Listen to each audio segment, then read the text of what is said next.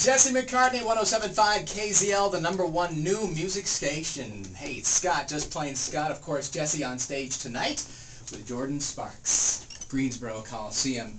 And somebody just showed up to the studio here while the song was playing. Welcome, Jesse McCartney, to the studios of 107.5 KZL. How are you? Good, man. How you doing? Good. You're a little taller than your picture. Well, it's probably been a while since anyone has seen me. I've been away for a while, but... Well, the picture on your CD here, it's over, just shows a face shot, so that's why. Yeah, that's probably why. But yeah, grown a few inches in the last couple years. Yeah, you look like you're hyped, and I understand that you are actually going to be taking over the radio station and doing a show here on 107.5 KZL later this afternoon. I'm gonna host it down, man. That is just amazing, because I'd always heard for a long time that DJs secretly have this desire to be pop stars, right? Rock stars. We secretly have desires to be radio DJs. DJs. It's weird, twisted reversal thing. So just a couple of questions here, because I know time is short. You got to get ready for the show tonight, and obviously got a lot of fans waiting for you. But I'm curious, what are some of the things that fans do that really annoy you? Because I'm sure you're asked questions all the time. Oh, you love the fans, and what's the great? But there must be some things, and we hear about the paparazzi all the time, bugging stars, celebrities. What are some of those things that just really turn you the wrong way? I must say, like, there really isn't a lot. I really owe this whole career that I have to them. You know, like we're all human, so there's like any other day when you wake up and you just don't feel like going to work, or you don't feel like talking to anybody. You have those days? I absolutely have those days, when I'm, especially early in the morning, because I'm not a morning person. And I'm sitting there having breakfast, or I'm, trying to read or do something, and someone comes up and, I don't know. There's times where you just would rather not be bothered, but at the same time, like when you think back on it, the reason that I can do what I do and get up on stage every night and travel to North Carolina and come perform is because of the fans. So this is what you do. It's your profession. It's what I do. Now I'm curious, how often do people just assume that you are Paul McCartney's son? A lot of people. A lot of people that I worked with too, especially on this last album. I would come into the studio and they'd be like, "So, your father's Paul?" Oh, no, no, definitely not. I mean, it'd be cool to be some, sort of relative, but it's no, there's no relation. And the internet probably makes it a lot worse. Yeah, I mean, I don't know. It's one of those common misconceptions. Yeah. Obviously, whether people think you're his son or not, people love you. I mean, I haven't given out any phone numbers, and the telephones are just exploding here.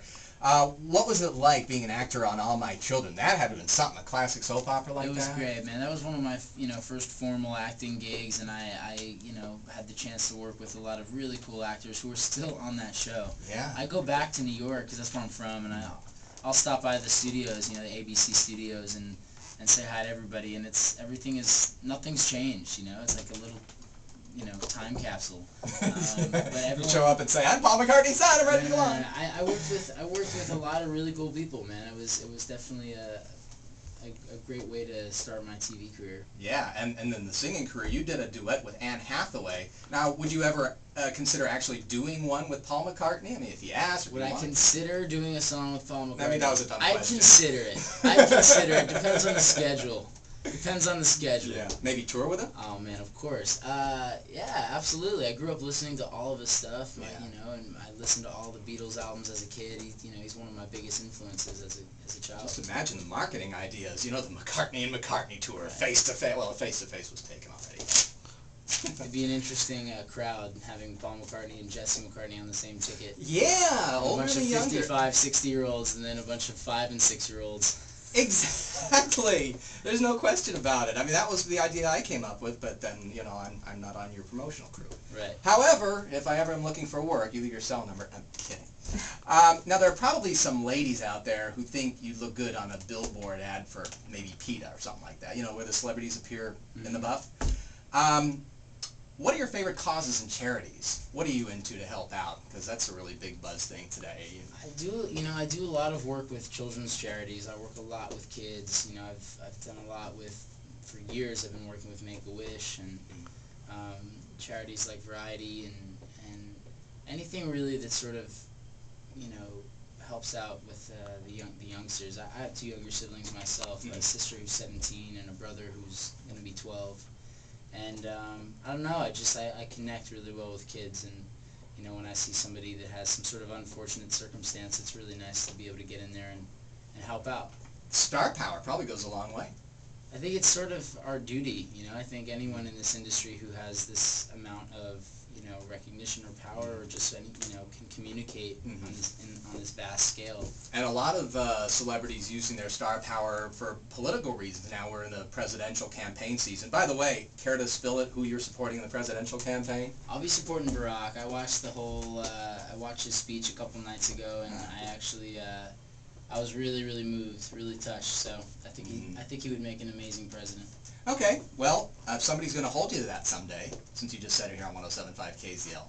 And one other question, this is not what I came up with, but somebody I work with had to know about the rumors, and you can feel free to plead the fifth on this, but rumors that you were dating Aubrey from Danity Kane. And again, if you want to plead the fifth, that's fine. Yeah, that's never, you know, this, I feel like, wow, I feel like I've been clearing this one up for months.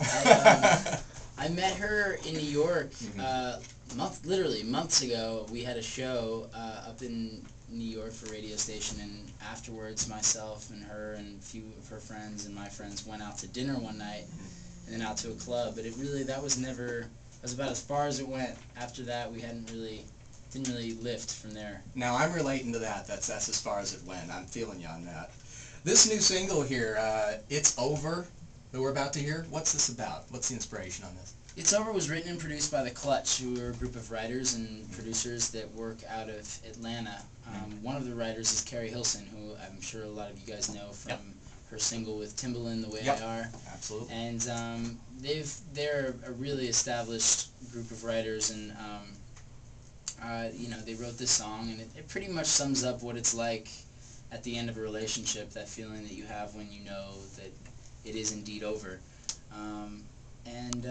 You know, I think a lot of the fans will be able to sort of relate to this song. It's pretty accessible. And it's just beginning for the fans who are going to catch you tonight on stage, Greensboro Coliseum, along with Jordan Sparks. It's going to be a great show. I'm really looking forward to it. Well, we are so glad to have you here in Piedmont Triad, North Carolina. Listen, have a great show, and have a great on-air show today, later here on 107.5 KZL. That's going to be awesome to hear. It's going to be great, man. I'm looking forward to hosting it. Jesse, thank you so much for coming up. Really appreciate that. I'd reach over to shake your hand. Newest from Jesse McCartney. It's Over on the #1 new music station.